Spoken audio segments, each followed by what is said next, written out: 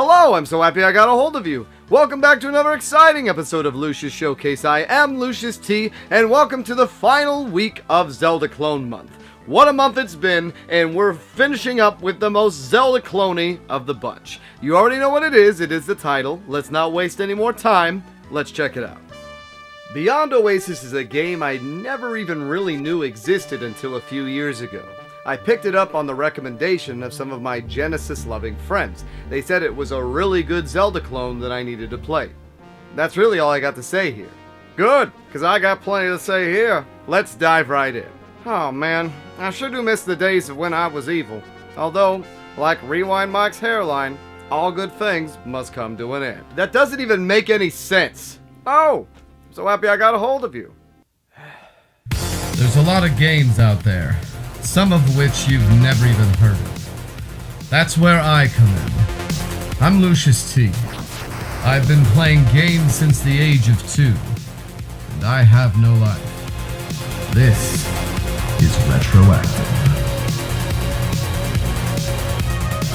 Beyond Oasis is a Zelda clone through and through. You travel through various different shrines finding keys and solving puzzles until you defeat a boss and then unlock a new ability.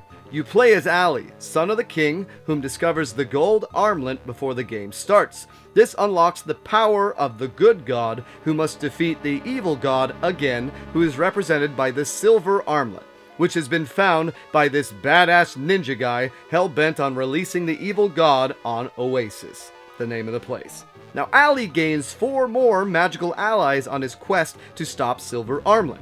A water-based fairy who heals you, puts out fires, and drops tornadoes. A fiery brute that instant kills zombies and destroys ice barriers, as well as lighting torches and other things with the fire he blows out.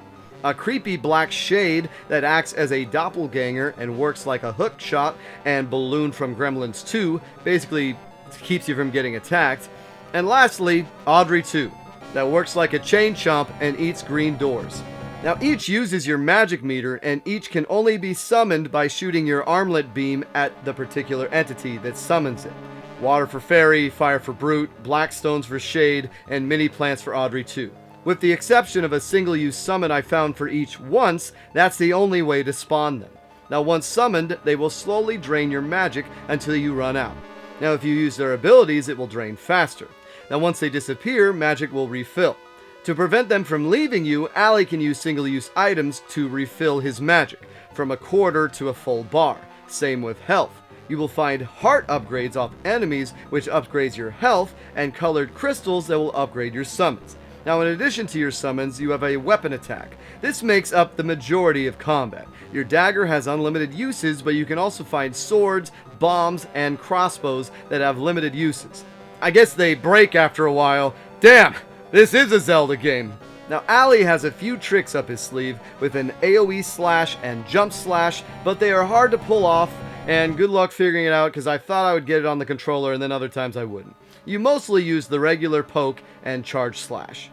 Now there's just something about this game that I wasn't feeling. I'm not sure if it's the art style or Ali's stupid Johnny Bravo face. I just didn't enjoy this game as much as I've heard, or as much as I thought I should. So maybe it's just overhyped, but I think it comes down to me just not being that big of a Genesis guy. The colors, controllers, and sounds all just feel foreign. I like that the enemies made Streets of Rage sounds when they died.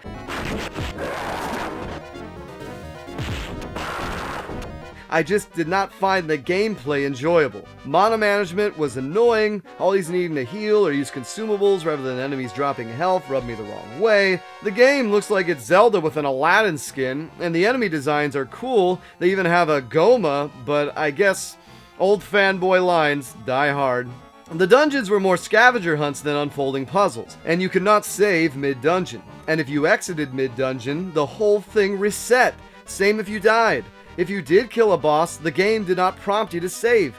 The volcano escape, I'm looking at you. So you could end up doing the dungeons twice. And the final temple, I think, is impossible unless you use your shade consumable item at the right point, but it's still a great game. But don't even get me started about the horrible platforming though. Jumping in a 3/4 perspective game is never a good idea. Period. I didn't even remember to put this in the script. This is a late edition. That's how bad it was. I wanted to forget this even existed. Time for some Lucious metrics. Game design. Full-assed. If you're gonna rip off a great game, at least do it right, and this game definitely has. Hence, it's no lazy copy job. Still, it lacks intuitiveness and trademark Nintendo magic. Item management is a nightmare. I only figured out start drops items in the last dungeon because why wouldn't it? Having all your abilities be tied to a mana system kept them from ever being fun or usable. Whenever they are out, it's on a timer, and once they are gone, you can't get them back unless that element pops up again. Your health upgrades, but it doesn't visually show you how it upgrades, and exploration usually leads to items or magic user upgrades. Big whoop. And oh yeah, screw the dungeon where you need to light all the damn torches. Playability. Sega-like. It feels like the Sega knockoff of Zelda and plays that way. A little worse, a little less intuitive, and full of tood, like a main character who looks like he has sunglasses on.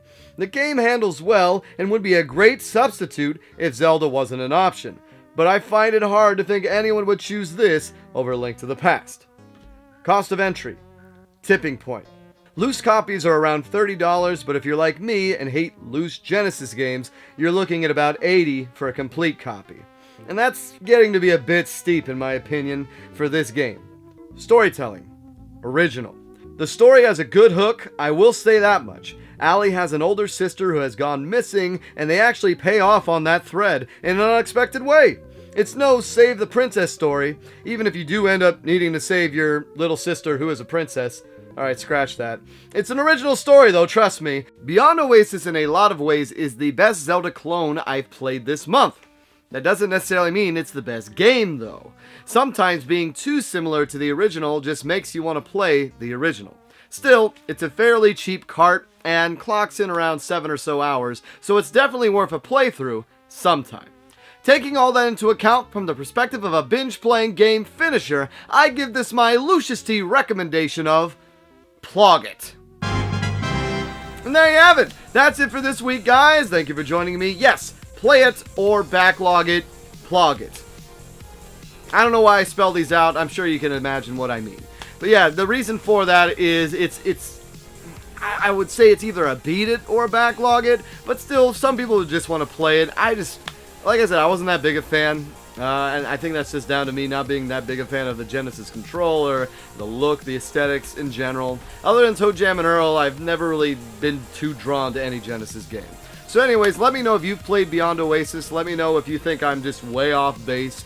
And let me know if you've enjoyed this month. I think I'm going to be making a recap video where I kind of compare all four just off the cuff later this week. And look forward to next month. I'm going to let you know the theme. It's going to be back. That's all I'm going to say. Alright guys, well as a reminder, I release a new video every Tuesday, and once again, it's been so nice getting a hold of you. Take care.